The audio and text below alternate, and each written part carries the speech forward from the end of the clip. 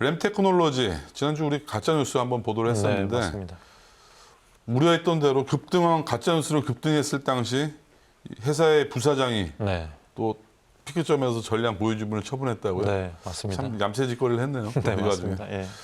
가짜뉴스가 주가에 어느 정도로 흐름에 반영이 됐나요? 예, 가짜 뉴스가 나온 것은 22일이었습니다. 이 21일 세계 최초의 기술 개발 소식을 이 보도 자료로 뿌리면서 당일 상한가를 기록을 했는데요. 네. 이 자료에서 보시는 것처럼 장대 양봉이 나왔었습니다. 네. 그 흐름을 이어서 23일에도 장중 상한가를 기록을 했는데요. 이때 상한가를 기록하니까 이제 많은 개미 투자자들이 불나방처럼 달려들었습니다. 하지만 해당 기술 개발 소식이 가짜 뉴스였다는 소식에 이 주가는 약 17% 급락을 했습니다. 네. 자, 가짜뉴스 어떤 내용이었었죠? 이 가짜 뉴스의 내용은 세계 최초로 초순도 기체 액체 불화수소를 동시에 생산할 수 있는 기술 개발이 완료됐다라는 소식이었는데요. 이 램테크놀로지를 사칭한 한 개인이 복수의 기자에게 메일을 뿌리면서 해당 허위 보도 자료를 배포를 한 것입니다. 네. 이러한 보도 자료를 갖고 기사를 쓰다 보니까 많은 기사들이 현재 그 당시에 나왔었습니다. 이게 저희도 우리 이메일을 열어보면 기업들로부터 상당히 많은 그 보도 자료가 들어오잖아요. 네, 맞습니다. 근데 여기까지는 뭐 일반 개인들이 조작을 해서 보냈다 하더라도 취재하는 기자는 필히 이 전화를 회사에 해서 네, 그럼 확인을 해야 되는 것이 기본적인 취재 윤리인데 네. 어떤 회사, 어떤 언론인지 모르겠지만 그 과정이 없었나 봐요, 그러면? 예, 그런 과정들이 많이 누락되고 그냥 바로 빨리빨리 이 송출하는데 바쁘다 급급했던 보니까 예, 그냥 송출했던 뭐 모양입니다. 회사 로고도 있고 회사 예, 형식의 맞습니다. 보도 자료다 보니까 바로 네. 기사가 된 것 같은데 저희도 언론이지만 참 이런 부분 많이 조심을 하고 있습니다. 하지만 이게 이런 부분들을 또 악용하는 또 소액 투자자들도 많기 때문에 네. 또 그 외에 뭐 작전하는 분들도 맞습니다. 상당히 네. 이런 악용 그 사각지대를 많이 악용을 하곤 하는데 참 쉽지 않은 언론 네. 그 취재 환경인 것 같아요. 맞습니다.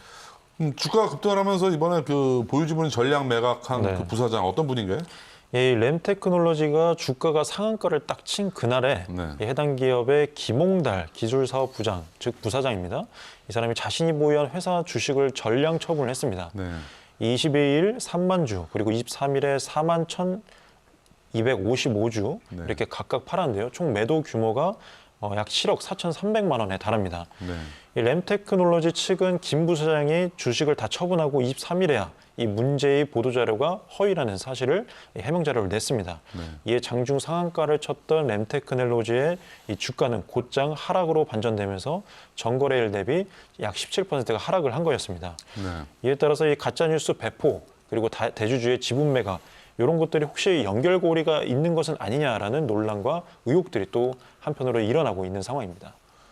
자, 그렇다면 이제 금융당국 입장에서도 지금 면밀히 네. 좀 검토를 해보고 조사를 해야 될 사안인 것 같은데 네, 금융당국 맞습니다. 입장은 어떤 건가요? 예, 금융당국도 램테크놀로지를 예의주시하고 있다고 하는 입장입니다. 네. 이 거래소 관계자는 램테크놀로지와 관련해서 모니터링은 하고 있다라면서도 이 조사 여부와 관련해서는 특정 종목에 대해서는 더 이상 언급하기가 힘들다라면서 밝혔습니다. 자, 이게 미공개 정보 이용에 해당되나요, 그러면?